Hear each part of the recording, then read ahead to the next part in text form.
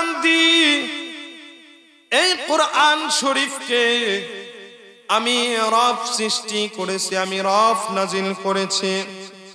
আর এই কোরআনকে আমি রব হেফাজত করব। চিল্লা পড়েন সুবহানাল্লাহ।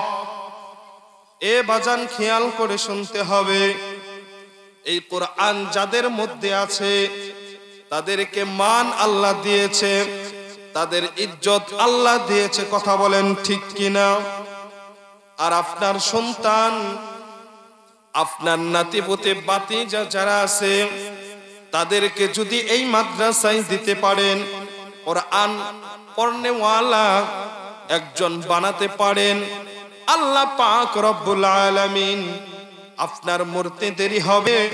আমার মালিক এই কোরআন পড়নেওয়ালা বাতিজার কারণে, কোরআন পড়নেওয়ালা ছেলের কারণে, কোরআন পড়নেওয়ালা সন্তানের কারণে আল্লাহ পাক রব্বুল আলামিন আপনার কবরের আযাব মাফ করে দিবেন। সুবহানাল্লাহ। এই তো কোরআনের দাম, কত দাম!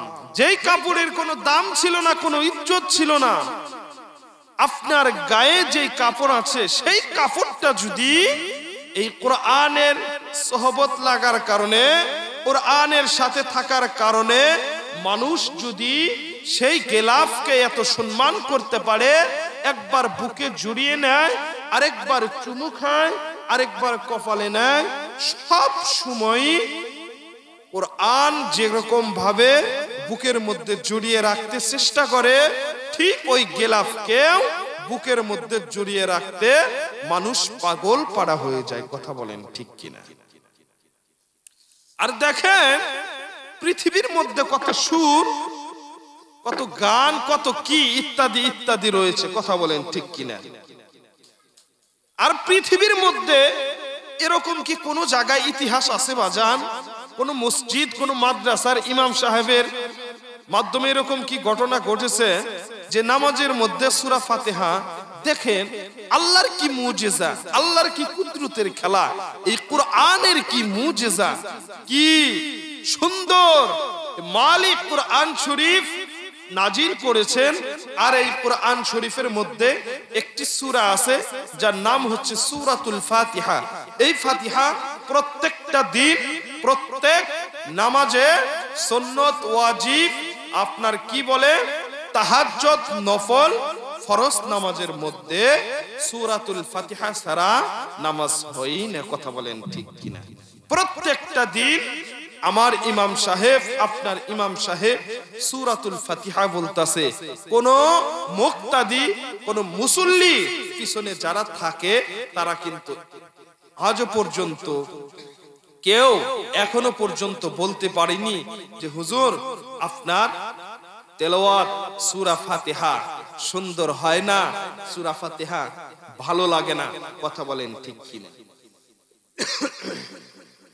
এই কোরআন শরীফ যত তেলাওয়াত করা হয়, এই সূরাতুল ফাতিহা নামাজের মধ্যে এমনি যেভাবেই হোক তেলাওয়াত করা হয়, এই মালিকের কালাম, মালিকের কথা, আমার রবের কথা যখন তেলাওয়াত করা হয়, মানুষ পাগল পাড়া হয়ে চাতক পাখির ন্যায় বসে বসে আমার মালিকের দিকে মাথাটা নত করে, আমার মালিকের দিকে তাকিয়ে, ওই জমিন থেকে আসমানের দিকে তাকিয়ে কি গভীর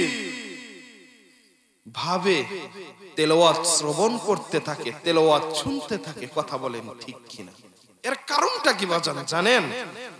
যে কোরআন তারাই শুনতে পারে, কোরআন তারাই শুনে যাদের মধ্যে এই কোরআনের প্রেম, যাদের মধ্যে এই কোরআনের ভালোবাসা আল্লাহ পাক রব্বুল আলামিন অন্তরের মধ্যে ফিট করে দিয়েছেন। চিল্লায়া পড়েন সুবহানাল্লাহ। জি বাজান, আমি বলতেছিলাম এই কোরআনের কত মান, কত ইজ্জত। সাধারণ পাবলিক যারা রাস্তাঘাটে ঘোরাফেরা করে, সাধারণত ভাবে তাদেরকে কিন্তু কেউ বাজান মুরব্বি না হওয়ার আগ পর্যন্ত সালাম দেয় না। কথা বলেন ঠিক কিনা?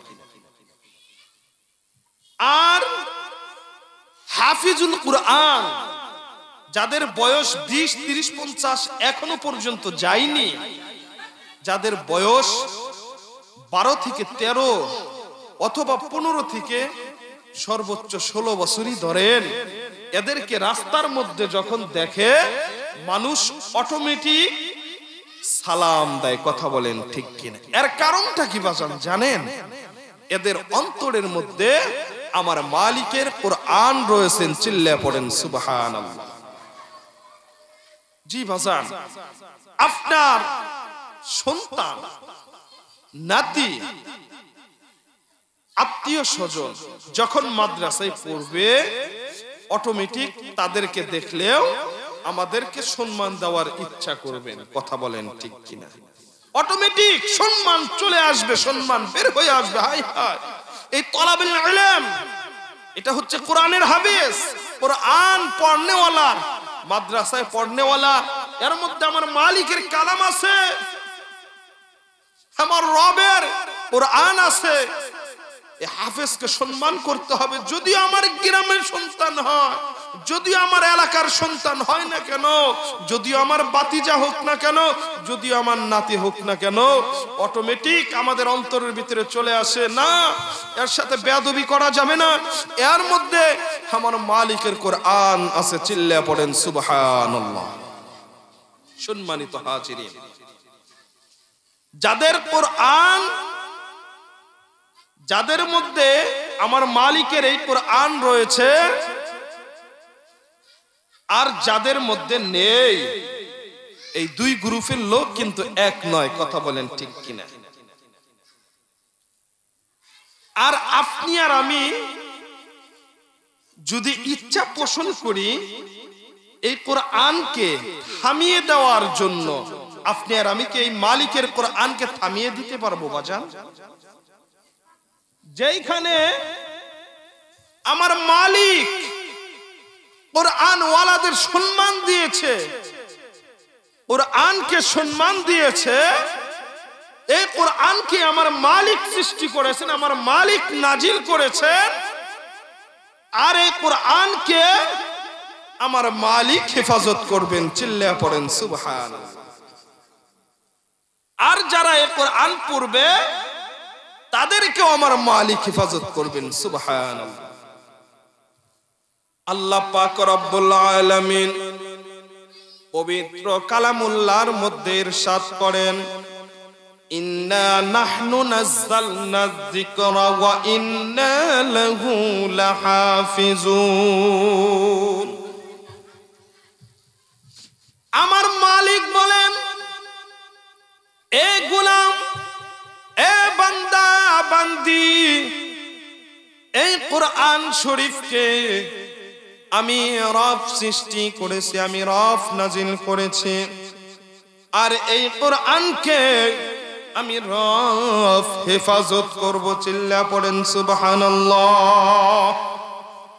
এ বাজান খেয়াল করে শুনতে হবে, এই কোরআন যাদের মধ্যে আছে তাদেরকে মান আল্লাহ দিয়েছে, তাদের ইজ্জত আল্লাহ দিয়েছে। কথা বলেন ঠিক কিনা? আর আপনার সন্তান, আপনার নাতিপুতি বাতিজা যারা আছে, তাদেরকে যদি এই মাদ্রাসায় দিতে পারেন, কোরআন পড়নেওয়ালা একজন বানাতে পারেন, আল্লাহ পাক রব্বুল আলামিন আপনার মরতে দেরি হবে। আমার মালিক এই কোরআন পড়নেওয়ালা বাতিজার কারণে, কোরআন পড়নেওয়ালা ছেলের কারণে, কোরআন পড়নেওয়ালা সন্তানের কারণে আল্লাহ পাক রব্বুল আলামিন আপনার কবরের আযাব মাফ করে দিবেন। সুবহানাল্লাহ। এ বাজান, এই কোরআনের সোহবতে যারা এসেছে তারাই দামি হয়েছে, তাদের মান উপরে চলে আসছে, তাদের ইজ্জতটা যতটুক ছিল তাদের ইজ্জতটা আমার মালিক আরো বুলন্দ করে দিয়েছেন। সুবহানাল্লাহ। এ টাঙ্গাইল সদর বাপ জানেরা, এলাকার কলিজার টুকরা যুবক ভাইয়েরা, খেয়াল করে শুনতে হবে। এ বাজান, এখনো যারা রাস্তাঘাটে ঘোরাফেরা করতেছেন, এই জালিসুর রহমান বেহেশতের বাগানে এসে বসে যান। এর যুবক ভাই, সময়কে নষ্ট না করে, অবহেলা না করে এই মাহফিলে যদি বসতে পারো, কোরআনের কথা শুনে, হাদিসের কথা শুনে, আমার মালিকের কথা শুনে যদি একটা ফোঁটা চোখের পানি ছেড়ে দিতে পারো, এই চোখের ফোঁটার জন্য, এই চোখের পানির জন্য আমার মালিক তোমাকে মাফ করে দিবেন। সুবহানাল্লাহ। কোরআনের অনেক মান, অনেক ইজ্জত। এই পৃথিবীর মধ্যে একজন আল্লাহর গোলাম ছিল, যেই গোলামের অভ্যাস ছিল, যেই বান্দার অভ্যাস ছিল, প্রত্যেকটা রাতে কম বেশি ক্লাব গড়ে গিয়ে মদ পান করত, নেশা করত। ঠিক প্রত্যেক দিনের ন্যায় যখন রাত্রি হয়ে আসছে, ওই সময় যখন প্রত্যেকটা দিনের ন্যায় মদ পান করার জন্য কোথায় যাবে, ওই ক্লাবগড়ের মধ্যে যখন যাবে, ক্লাবগড়ের দিকে রওনা দিয়েছে, যেইখানে বাজান মদ পান করে ঠিক ওই দিকে রওনা দিয়েছে। এমন তো অবস্থায় আল্লাহর বান্দা বিশ্বর হাবিব মদ্যপান করে নাই। কোন রেওয়াতে আসছে মদ পান করে বাড়িতে যাওয়ার সময়, আবার কোন কিতাবের মধ্যে আসছে মদ পান করবে এই যাওয়ার সময়। যাই হোক বাজান, আপনি আর আমি আবাদত মেনে নিচ্ছি, ওই ক্লাব করে যাওয়ার সময় আল্লাহর বান্দা বিশ্বর হাবিব রাস্তা দিয়ে যাচ্ছে। এমন তো অবস্থা এ বাজান, তার নজরটা নিচের দিকে চলে গেল। নজরটা নিচের দিকে যাওয়ার সময় ভালোভাবে তাকিয়ে দেখে সাদা একটা কাগজের টুকরা পড়ে আছে। নজরটা ভালোভাবে গেল, ওই কাগজটা হাতে নিয়ে দেখে কেমন যেন দেখা যায়। এ বাজান, হাতে নিয়ে দেখে কাগজের টুকরা, হাতিয়ে না দেখে ওই কাগজের টুকরার মধ্যে আমার মালিকের কালাম লেখায় আছেন। সুবহানাল্লাহ। আল্লাহর বান্দা বিশ্বর হাবিব অবাক হয়ে গেল। হায় রে হায়, আমি তো নাফরমান পাপিষ্ট, আমি তো নালায়েক, আমার মতো গুনাহগার এই আসমান জমিন এর মাঝখানে কেউ হতে পারে না, আর কেউ নাই। কিন্তু এই সাদা টুকরার মধ্যে, এই সাদা কাগজের টুকরার মধ্যে আমার মালিকের কালাম রয়েছে। এ বাজার, আল্লাহর বান্দা বিশ্বর হাবিব এরকম ভাবে হাতে নিয়ে একবার বুকে জড়িয়ে নেয়, আর একবার চুমু খায়, দুইটা চোখের পানি ছেড়ে দিয়েছে। এ বাজার, দেখেন কোরআনের কথা শুনে দিলটা নরম হয়ে যায় কিনা, অন্তরটা নরম হয়ে যায় কিনা। কোরআন এর ইজ্জত কত দেখেন, কোরআনের সোহবত কেমন দেখেন। আল্লাহর বান্দা বুকে এরকম ভাবে জড়িয়ে নিয়ে বাড়িতে চলে গেছে। বাড়িতে যাওয়ার পর বিশ্বর হাবিব তার আম্মা জান মাকে ডাক দিয়ে বলে, ও গো মা, আমি রাস্তার মধ্যে এই কাগজের টুকরা পেয়েছি।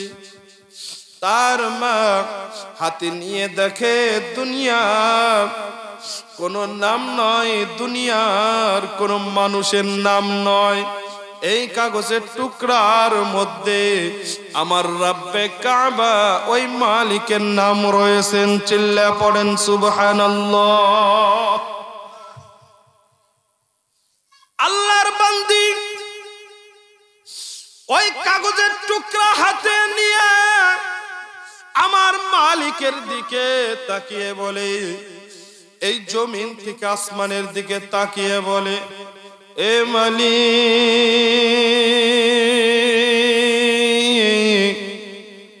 আমার বিশ্বর হাবিব গুনাহগার পাপিষ্ট নালায়েক প্রত্যেকটা দিন ক্লাব করে যায়, প্রত্যেকটা দিন মদ পান করতে যায়, আজকে মদ পান করতে যাবে, এমন তো অবস্থায় রাস্তার মধ্যে এই কাগজের টুকরা হাতে নিয়ে যখন দেখেছে মালিক আপনার নাম, তখন আমার বিশ্বর হাবিব আপনার এই নামকে চুমু খেয়েছে, বুকে জড়িয়ে নিয়েছে, আমার কাছে এনেছে। ও মালিক, যেরকম ভাবে আপনার নামকে সম্মান করেছে, এর উসিলায় আমার বিশ্বর হাবিবকে আপনি কবুল করে নেন। আল্লাহর বান্দে তখন বলতেছে, রে সন্তান, এরও বিশ্বর হাবিব, এরে ছেলে, এই কাগজ কোথায় পেয়েছ? সন্তান বলতেছে, ও গো মা, আমি ঠিক প্রত্যেকটা দিনের ন্যায় আজকে ওই ক্লাব করে যাইতেছিলাম, এমন তো অবস্থায় দেখি এই কাগজের টুকরা রাস্তার মধ্যে বালুর মধ্যে পড়ে আছে, মাটির মধ্যে পড়ে আছে। এই কাগজের টুকরা দেখে আমার অন্তরে মায়া লেগে আসলো, আমার অন্তরের মধ্যে মায়া আসলো। এ মা, এই কাগজের মধ্যে কি যেন লেখা আছে, এই কাগজের মধ্যে কার নাম লেখা আছে? তার মা বলে, বেটা, এর সন্তান, যেই মালিক তোমাকে সৃষ্টি করেছে, যেই মালিক আমাকে সৃষ্টি করেছে, এই পৃথিবীর সব কিছু সৃষ্টি করেছে, ওই মালিকের নাম হচ্ছে এই কাগজের টুকরার মধ্যে লেখা। সুবহানাল্লাহ। বিশ্বর হাবিব বাজান কি করে দেখে, রাত্রে এই কাগজের টুকরা কোথায় রাখবে চিন্তা করতেছে। একবার ওই বালিশের নিচে রাখেন না, আরেকবার ওই তক্তার মধ্যে রাখেন না। ও বাজান, উসে একটাই জায়গায় রেখে বিশ্বর হাবিব ঘুমিয়ে পড়লো, গায়েবী আওয়াজের মাধ্যমে শুনতে পারলো, এরে বিশ্বর হাবিব, যেহেতু তুমি আমি মালিককে সম্মান করেছ, আমি রব্বে কাবা, আমি মালিক এই পৃথিবী যে পর্যন্ত টিকে রাখবো, তোমার নামটাও সম্মানের সাথে আমি মালিক রেখে দেব। চিল্লা পড়েন সুবহানাল্লাহ। কিতাবের মধ্যে আসছে, ওই জামানার মধ্যে এই কোরআনকে সম্মান করার কারণে, ওই জামানার মধ্যে, ওই সময়ের মধ্যে আল্লাহর বান্দাকে আমার আল্লাহ সবচেয়ে দামি এবং বড় ওলি হিসাবে কবুল করে নিয়েছেন। সুবহানাল্লাহ। তাহলে বাজান দেখছেন, কোরআনকে সম্মান করার কারণে একজন মদখোর, একজন নেশাখোর, একজন পাপিষ্ট যুবক, যেই যুবক সব কারে কয় বুঝতো না, গুনাহ সব সময় করেই যেত, নিজের আপন জিনিস মনে করে, জায়েজ মনে করে, আর একদিন এই কোরআনকে সম্মান করার কারণে সামান্য কাগজের টুকরাকে বুকে জড়িয়ে নিলেন, চুমু খাইলেন, আর আল্লাহ আমার মালিক তার জীবন যৌবনের গুনাহকে মাফ করে দিয়ে তাকে ওলির খাতায় নাম লিখিয়ে নিলেন। চিল্লায়ে পড়েন সুবহানাল্লাহ। সম্মানিত হাজিরিন, আমি আপনাদেরকে অনুরোধ করে বলবো, এখনো যারা এই যে রাস্তাঘাটে কথাগুলা বলতেছেন, ওয়াজের কিন্তু ডিস্টার্ব হচ্ছে, ওয়াজের ডিস্টার্ব হচ্ছে ভাই। কথা না বলে যদি পারেন মজলিসে এসে বসে যান, আর যদি না পারেন এই মজলিস ছেড়ে ফাঁকে যান, নাকি বলেন? যদি শুনেন তাহলে ভিতরে বসে যান, কিন্তু না শুনে রাস্তার মধ্যে দাঁড়িয়ে দাঁড়িয়ে কথা বলে ওয়াজের ডিস্টার্ব করা যাবে না, না ভাই কি বলেন? ঠিক না? এটা তো গুরুত্বপূর্ণ একটি মজলিস, কোরআনের মজলিস। আমি বলতেছিলাম যে বা যারা এই কোরআনকে সম্মান করতে পারবে, আল্লাহ পাক রব্বুল আলামিন তাদেরকেও সম্মান করবেন। সুবহান। সম্মানিত হাজিরিন, এই পৃথিবীর মধ্যে দেখেন কত খারাপ, কত গুনাহগার, কত পাপিষ্ট যুবক ছিল যারা এই কোরআনকে সম্মান করার কারণে, এই কোরআনকে ইজ্জত দেওয়ার কারণে, এই কোরআনের সোহবতে আসার কারণে, মালিকের ভালোবাসার কারণে এত মান ইজ্জত দিয়েছে। এই ইতিহাসের পাতায় দেখেন পুরনো একটি ঘটনা, আপনারা সকলেই জানেন। হযরতে ওমর ফারুক নবীজির প্রিয় সাহাবী ছিলেন। শুধু তাই নয়, জবরদস্ত একজন সাহাবী ছিলেন, যার ব্যাপারে আল্লাহর পয়গম্বর বলেছেন, আমার পরে যদি আমার আল্লাহ, আমার মালিক যদি কাউকে নবী হিসাবে প্রেরণ করতেন, নবী হিসাবে সৃষ্টি করতেন, তাহলে আমার ওমরকে আল্লাহ পাক রব্বুল আলামিন নবী হিসাবে বানাইতেন, নবী হিসাবে সৃষ্টি করতেন। নবী হওয়ার জন্য যে যোগ্যতা, যে কোয়ালিটি থাকার দরকার, হযরত ওমরের মধ্যে এই যোগ্যতাটা আমার মালিক দিয়েছিলেন। চিল্লায়ে পড়েন সুবহানাল্লাহ। কাফের বেঈমানেরা বিভিন্ন মিটিং করতেছে, বিভিন্ন বৈঠক করতেছে, বিভিন্ন মজলিস করতেছে। এই মক্কার মধ্যে আব্দুল্লাহর বেটা মুহাম্মদ এসেছে নতুন ধর্মের দাওয়াত নিয়ে, নতুন ধর্ম নিয়ে। যার সামনে গিয়ে এই দাওয়াত দেয়, এই কথা বলে, সেই পাগল হয়ে যায়। চিল্লায়ে পড়েন সুবহানাল্লাহ। এটা কি বাজান দুনিয়াবি কোনো দাওয়াত? এটা কি দুনিয়াবি কোনো কথা বাজান? আল্লাহ পাক রব্বুল আলামিন যাহা কিছু ফেরেশতার মাধ্যমে, ফেরেশতা জিবরাইলের মাধ্যমে বলান, আমার রাসূল, আমার হাবিব, আমার প্রিয় নবী সেই কথাগুলোই মানুষদের কাছে পৌঁছে দেন। কথা বলেন ঠিক কিনা? তো অবস্থায় আবু জেহেলের মাথা খারাপ হয়ে গেল, উতবা সাইবা যারা ছিল তাদের মাথা খারাপ হয়ে গেল। আমাদের দল তো এখন ছোট হয়ে যাচ্ছে, আমাদের দলের লোক তো কমে যাচ্ছে, মুহাম্মদকে থামাতে হবে, মুহাম্মদকে থামাতে হবে। কাফের বেঈমানেরা বলল, আল্লাহ পাক রব্বুল আলামিন বলেন, ওয়াকালাল্লাযীনা কাফারু লা তাসমাউ লিহাযাল কুরআন। চিল্লা পড়েন আল্লাহু আকবার। কাফেররা বলল, তোমরা কুরআন তেলাওয়াত শ্রবণ করিও না, কুরআনের আওয়াজ শ্রবণ করিও না, কুরআন শুনিও না। শুধু তাই নয়, যেইখানে কুরআন তেলাওয়াত হয় ওইখানে হট্টগোল করো, ওইখানে ঝামেলা করো, যাতে এই কোরআনের আওয়াজ বন্ধ হয়ে যায়। এ বাজান, আমি আপনাদের কাছে প্রশ্ন করতে চাই, আপনারা বুঝে থাকলে জবাব দিবেন। যে কোরআনের মান ইজ্জত আমার মালিক দিয়েছে, যে কোরআনকে আমার মালিক দিয়েছে, ওই কোরআনের আওয়াজ যদি দুনিয়ার কোনো মানুষ বন্ধ করতে চায়, তাহলে কি পারবে? এটা কোশ্চিন কালেও সম্ভব না। কথা বলেন ঠিক কিনা? এ বাজান,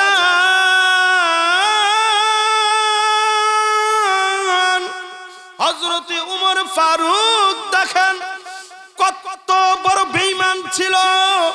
এই কোরআনকে সম্মান করার কারণে আল্লাহ পাক রব্বুল আলামিন তাকে জানোয়ার থেকে সোনার মানুষ হিসাবে, আনোয়ার হিসাবে কবুল করেছেন। সুবহানাল্লাহ। ওই মজলিসের মধ্যে কাফের বেঈমানেরা বলল, ঘোষণা দিতেছে, আবু জাহেল ঘোষণা দিতেছে, এইখানে কি এমন কোন বাপের পুত আসনি? এইখানে কি এই মজলিসের মধ্যে এমন কোন সন্তান আসনি? ওই যে আব্দুল্লাহর বেটা মুহাম্মদ কোরআনের দাওয়াত দেয়, কালেমার দাওয়াত দেয়, তার কাল্লাটা কি এইখানে এনে দিতে পারবানি? তার কাল্লাটা কি কেউ কাটতে পারবানি? তার গলাটা কি কেউ কাটতে পারবানি? ওইখানে লাফ দিয়ে ও বাজার কেউ দাঁড়ানোর সুযোগ পায়নি, কেউ সাহস পায়নি।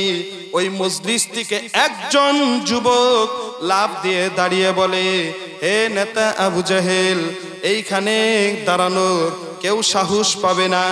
আমি ওমর ছাড়া এরকম সাহসী কোন যুবক নাই।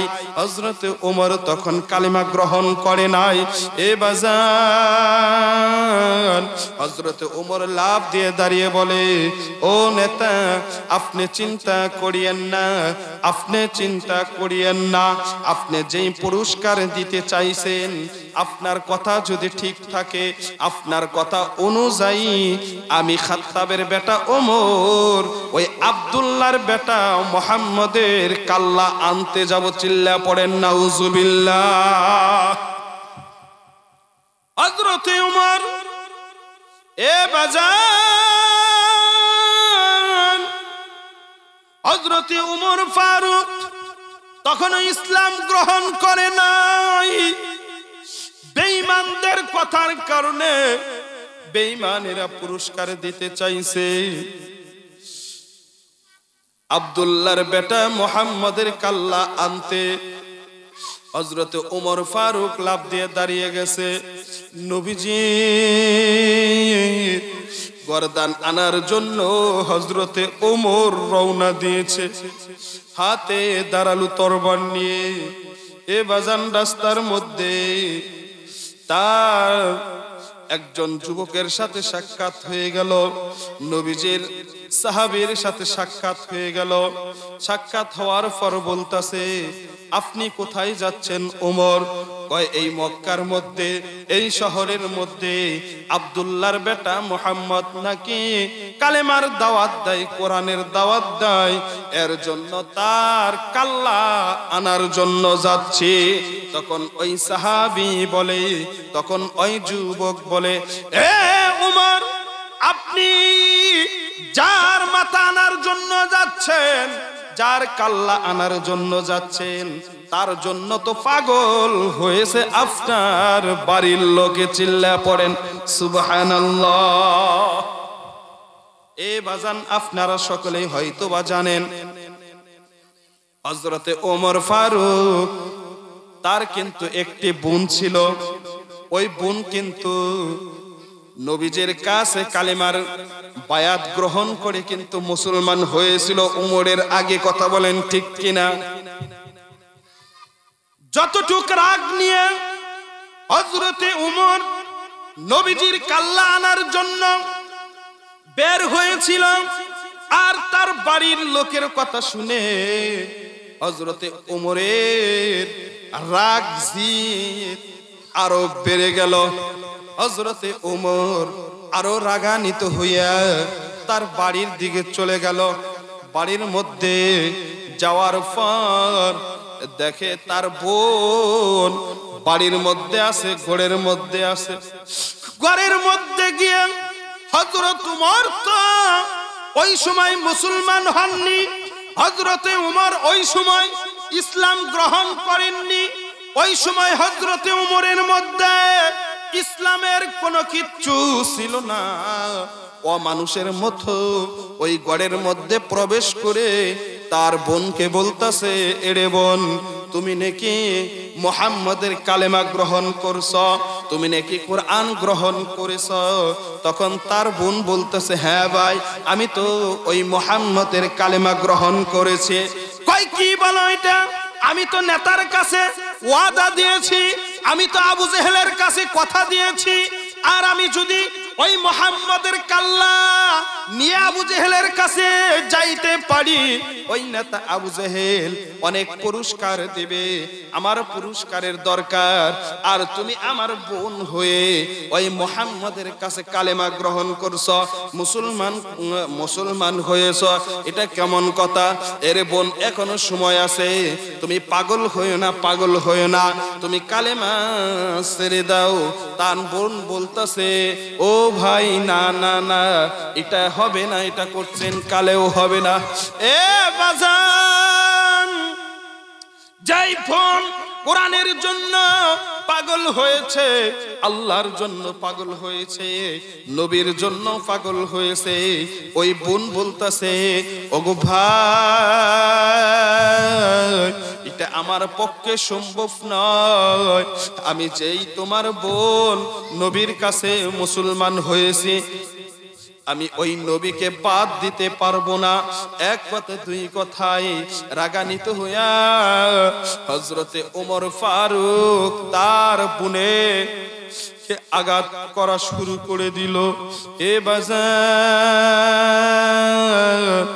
তার বোনকে মারতে মারতে রক্তাক্ত করে ফেললো।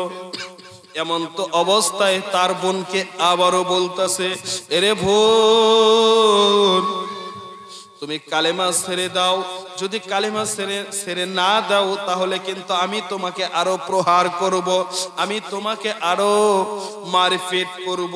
তখন তার বোন বলে, হ্যাঁ ওমর ভাই, আমি তো আগেই বলেছি আমার জীবন চলে যাবে, আমি তোমার বোন ইসলামকে ছাড়তে পারবো না, শুধু তাই নয় নবীকে ছাড়তে পারবো না, আল্লাহকে ছাড়তে পারবো না। এ বাজার, হযরতে ওমর ফারুকের নজর এরকম ভাবে এমন এক জায়গার মধ্যে নজরটা পৌঁছে গেল, এই কালাম এই কোরআন শরীফের মধ্যে নজরটা পৌঁছে গেল। তার বোনকে বলতেছে, এরে বোন, ওই যে ওইখানে দেখা যাচ্ছে, কেমন যেন দেখা যাচ্ছে আরবি লেখা। এ বাজার, হযরতে ওমর বলে, এরে বোন, ওইটা কিসের বই, এটা কিসের কিতাব? হযরতে ওমর ফারুক ওইখানে গিয়ে দেখে আরবি লেখা, আমার মালিকের নাম। হযরতে ওমর ফারুক সৌদি আরবের মানুষ ছিল, আরব কান্ট্রির মানুষ ছিল, আরবি ভাষা বুঝে। এই কোরআনের দিকে তাকিয়ে অন্তরের মধ্যে মায়া লেগেছে। এই রে হায়, হযরতে ওমর আরবি ভাষা বুঝে, আরবি পড়তাছে, আর ওমরের চোখ দিয়ে বৃষ্টির ফোঁটার মতন পানি বের হচ্ছে। চিল্লা পড়েন সুবহানাল্লাহ। হযরতে ওমর বলতাছে, এরে বোন, এই কোরআন, এই কিতাব এত সুন্দর, না জানি যার উপর আল্লাহ নাজিল করেছে ওই মানুষটা কত সুন্দর। সুবহানাল্লাহ। হযরতে ওমর বলে, এরে বোন, আমি এটা ধরবো, আমি এটা পড়বো। তখন তার বোন বলে, না ভাই, না না না, এই কোরআন শরীফ ধরা যাবে না, এই কোরআন শরীফ পড়া যাবে না যে পর্যন্ত তুমি পবিত্রতা অর্জন না করবা। সুবহানাল্লাহ। হে ভাই, ও ওমর ভাই, এই কিতাব হচ্ছে আমার মালিকের, এই কিতাব হচ্ছে আমার আল্লাহর। তুমি চাইলেই কিতাব পড়তে পারবা না। এই কিতাব দুনিয়ার কোন কিতাবের মতো নয়, দুনিয়ার কোন অবহেলিত বইয়ের মতো নয়। এই কিতাবটা হচ্ছে, এই কিতাবের মধ্যে যাহা কিছু আছে এইগুলা হচ্ছে আমার মালিকের নাম, এইগুলা হচ্ছে আমার মালিকের কথা। কথা বলেন ঠিক কিনা? এ ভাই, যদি তুমি ধরতে চাও তাহলে তোমার পবিত্রতা অর্জন করতে হবে। সঙ্গে সঙ্গে বাজান পবিত্রতা অর্জন করে হযরতে ওমর ফারুক কোরআন শরীফ বের করে কোরআন তেলাওয়াত করে, আর দুইটা চোখের পানি ছেড়ে দিয়ে কান্না করে। এ বোন, এই কোরআন শরীফ এত সুন্দর, না জানি ওই নবী কত সুন্দর, তার বোন তার ভাইকে নিয়ে নবীর দরবারে চলে গেল। এ বাজান অনেক লম্বা ইতিহাস, একেবারে সংক্ষিপ্ত করে দিলাম। নবীজির দরবারে গিয়ে যখন সালাম দিল তখন সাহাবায়ে কেরাম পাগল হয়ে গেল। নবী গো আপনি অর্ডার করুন, ওই যে উমর আসছে এখন ফিনিশ করে দেই। কয় না না ইজলিস, তোমরা বসো, তোমরা বসো। দেখি উমরের কথাগুলো কি, কিসের জন্য আসছে। হযরতে উমর ফারুক নবীজির চেহারা দেখে দুইটা চোখের পানি ছেড়ে দিয়ে তরবারি অস্ত্রগুলো যাহা কিছু ছিল নবীজির পায়ের ওইখানে দিয়ে বলে, নবী গো, যেই ওমর আপনার কাল্লা আনার জন্য প্রস্তুত ছিল, কিন্তু না না না, এই কুরআন দেখার কারণে, ও নবী আপনার চেহারা দেখার কারণে আমি এমন প্রেমিক হয়ে গেছি, আমার এই ধর্মের মধ্যে আর থাকতে চাই না। নবী গো, আপনার হাতে হাত রেখে আমি ওমর মুসলমান হতে চাই। আল্লাহর পয়গম্বর মিষ্টি হাসি দিয়ে আল্লাহর কাছে প্রশংসা আদায় করলেন, আল্লাহর কাছে শুকরিয়া আদায় করলেন, শুকর আদায় করলেন। হাতের মধ্যে হাত রেখে কালেমা পড়ে মুসলমান বানায়া দিলেন। চিল্লা পড়েন সুবহানাল্লাহ। যেই টাক্কা একজন কাফের, টাক্কা একজন বেঈমান, যার ভিতরে নাকি মানবতা বলতে কোনো কিচ্ছু ছিল না, যার মধ্যে ভালোবাসা বলতে কোনো কিচ্ছু ছিল না, সেই মানুষগুলো যখন এই কুরআনের সোহবতে এসেছে, এই কুরআনের কাছে এসেছে, তখন আল্লাহ পাক রব্বুল আলামিন জানোয়ার গুলোকে জানোয়ার আর রাখে নাই, তাদেরকে আনোয়ার হিসাবে রূপান্তরিত করেছেন। চিল্লায় পড়েন সুবহানাল্লাহ। মুসলমান হওয়ার পর ঘোষণা করলো, পয়গম্বর হে, ওগো নবী, এখন আর গোপনে গোপনে কালেমার দাওয়াত দেওয়ার কোনো সুযোগ নেই। এখন আমি ওমর ইসলাম গ্রহণ করেছি, আমি ওমর মুসলমান হয়েছি, এখন আর কোনো দিনের কাজ গোপনী ভাবে হবে না। এখন যাহা কিছু হবে ইসলামের দাওয়াত একেবারে অল টু অল। ইসলামের দাওয়াতটা এখন আর গোপনী ভাবে আমরা করব না, ইসলামের দাওয়াতটা এখন আমরা প্রকাশ্যভাবে করব। চিল্লায় পড়েন সুবহানাল্লাহ। সম্মানিত হাজিরিন, গ্রামবাসীকে আমি অনুরোধ করে বলবো, যেহেতু আপনাদের গ্রামে আমার আরমান হুজুর একটা প্রতিষ্ঠান নিয়েছে, কোরআনের প্রতিষ্ঠান, এইখানে আসলে সন্তানেগুলা কি শিখে?